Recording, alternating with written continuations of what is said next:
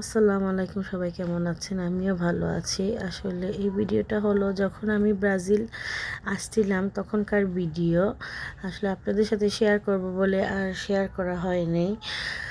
আর ভাবলাম এখন এই ভিডিওটা শেয়ার করি। আসলে ব্লগ করার ইচ্ছা থাকলে সুন্দর করে আসলে ভিডিওগুলো করতাম। এগুলো আসলে যে যতটুকু ভিডিও করছিলাম ওই ভিডিওগুলো থেকে আসলে এই ভিডিওটা নেওয়া। আর এদিক দিয়ে তো হলো বাসা থেকে সে বিদায় নিয়ে সবার থেকে বের হয়েছি। আর আমার তো আব্বু আম্মু নাই, মারা গেছে। আমার কোনো ভাইও নাই। আমরা হলাম 4 বোন। 4 বোনের মধ্যে আমি হলাম বড়। আর বাকি 3টা বোন আমার তো অনেক ছোট। ছোট হলে কি ওদের বিয়ে দিয়ে দিছি। একজনকে আম্মু বিয়ে দিয়ে দিছে, বিয়ে দিয়ে গেছে। আর একজন কে আমি আলহামদুলিল্লাহ আসার আগে বিয়ে দিছি। বিয়ে দিয়ে আলহামদুলিল্লাহ বিয়ে দেওয়া যতটুকু বিয়ে দেওয়া হয়েছে। এখন ওর হাজব্যান্ডও বাইরে থাকে, ও দুজনের হাজব্যান্ড বাইরে থাকে। ওই সূত্রে আমার ছোটো বোন পড়াশোনা করে। আর আমরা 4 বোনই একসাথে থাকি। আমার ভাগ্নিও আমার সাথে থাকতো। এখন সব কিছু পরে ভিসা হওয়ার পর ওরা বললো, আপু যাও, আমাদেরকেও তুমি যাওয়ার পরে নিবে, সমস্যা নাই। ওরা সাহস দেওয়ার কারণেই আসলে আসলে এতদিন সাহস হয়নি বাইরে আসার। ওরা সাহস দেওয়াতেই আসলে মানে আসার জন্য সাহস হয়েছে।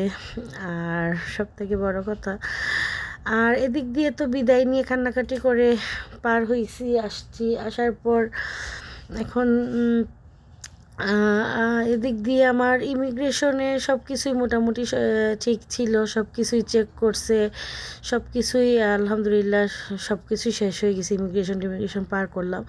আসার পর যেদিকে মানে ব্যাগ ট্যাগ লাকেজ সব কিছু চেক, লাকেজ তো আমি দিয়ে দিছি ওইখানে। মানে সাথে যে ছোটো ব্যাগ থাকে বা পাসপোর্ট টাসপোর্ট থাকে, হাতে ছোটো ব্যাগ থাকে, মোজা টুজা থাকে, চেক করে একটা বক্সের মধ্যে রেখে ওই জায়গায় এসে আসলে আমাকে আটকানো হয়েছে। আমি ফার্স্টে ভাবছি মনে অন্য কোনো কারণে আটকাইছে। আমি একটু ভয়ে পেয়ে গেছিলাম। ফার্স্টে তো অবশ্য ভয় পাইনি। উনি আমাকে একবার আটকালেন, এরপরের বার আবার আমি আমাকে বলতেছেন, ম্যাম আপনি গিয়ে বসেন, আপনাকে ডাকা হবে। এরকম করতে করতে আমি গিয়ে বসছি। এখন থেকে সবাই যেতেছে, আমাকে যেতে দিতেছে না। আবার আমি উঠে আসছি। এসে আবার প্লেনের সামনে এসে বললাম যে সব যাইতেছে, আমাকে দিচ্ছেন না কেন? বলেন না না, আপনাকে ডাকা হবে। আর এদিক দিয়ে আমার হাজব্যান্ডকে আমি বলতেছি, সবাইকে বলতেছি, সবাই বলতেছে উনি টাকা খেতে যাচ্ছেন, এর জন্য আর কি আমাকে আটকাইছেন, এভাবেই বলতেছেন। আর এরকম করতে করতে 3বার যখন 3 নম্বর বার যখন গেছি, উনি আমাকে বলতেছেন, রাগী হয়ে গেছেন পুরা। উনি রাগে বলতেছে, আপনি আমাকে হ্রাস করতেছেন, আমি বাধ্য হব আপনার করতে। তখন আসলে আমি কি করবো বা কী বলবো আসলে বুঝতে পারতেছিলাম না। কিন্তু 4 নম্বর বারের সময় আবার যখন আমি গেলাম, দেখতেছিলাম উনি না, ওনার একই কথা ছিল যে না, আপনি যান, আপনাকে ডাকা হবে।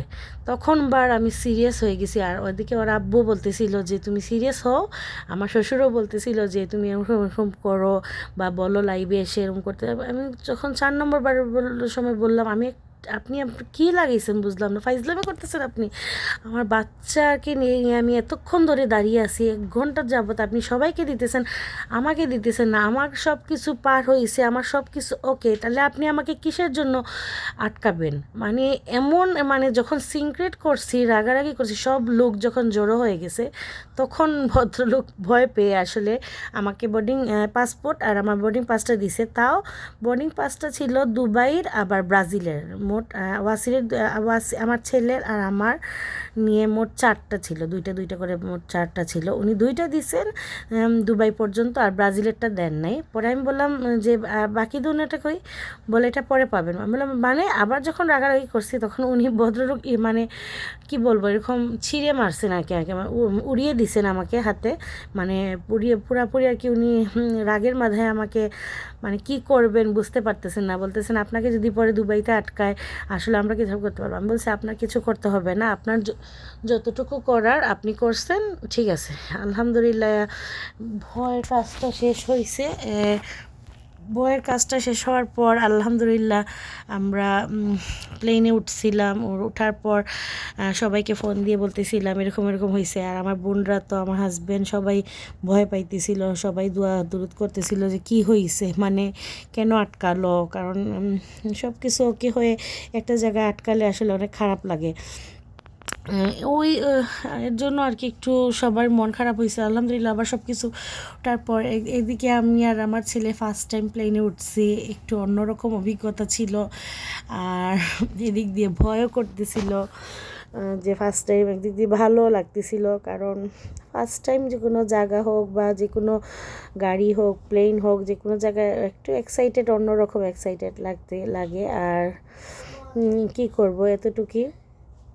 আর আমার এখানে হলো, আমরা তো দুবাই পার হয়ে যখন আবার আমরা একটা প্লেন ছিলাম 5-6 ঘন্টা থাকার পরে, এটা বড় প্লেনের জন্য আমাদের যখন একটা বড় প্লেনে তোলা হয়েছে, তখন আমার ছেলেকে বললাম, দেখো আগে আমরা যে প্লেনে উঠছিলাম সেই প্লেনটা ছিল অনেক ছোট, আর এই প্লেনটা অনেক বড়।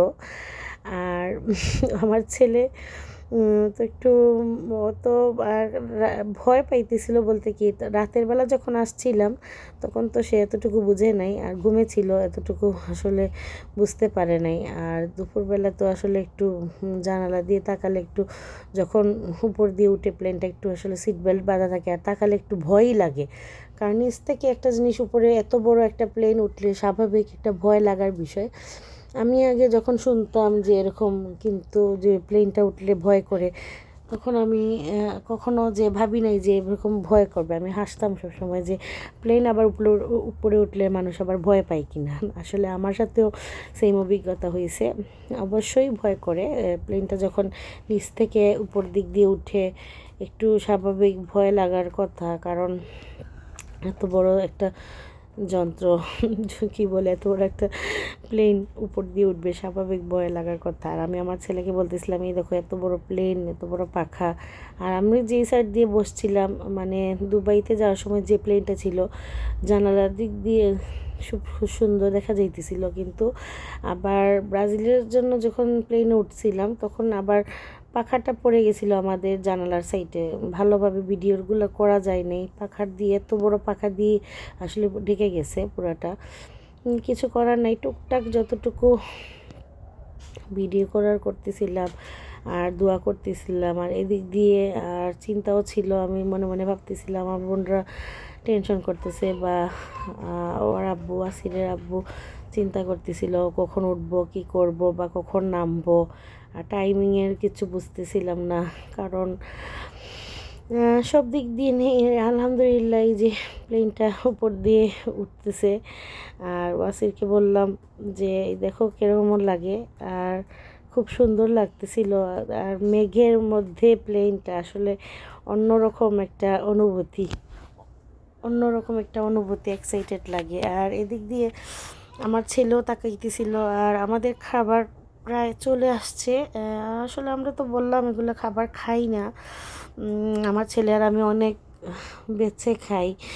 আর খালি ড্রিঙ্কস করতেছিলাম, কোক খাইছি, কফি খাইছি, পানি খাইছি, আর কেক টেক খাইছি, চকলেট খাইছি। এর থেকে আর বেশি কিছু আমার ছেলেও খায় নাই, আমিও খাই নাই।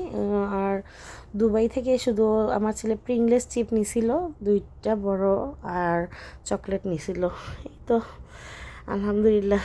আর ওরা অপেক্ষা করতেছিলাম কখন নামবো। আপনাদের সাথে আবার দেখা হবে, কথা হবে। ভালো থাকবেন, আল্লাহ হাফেজ।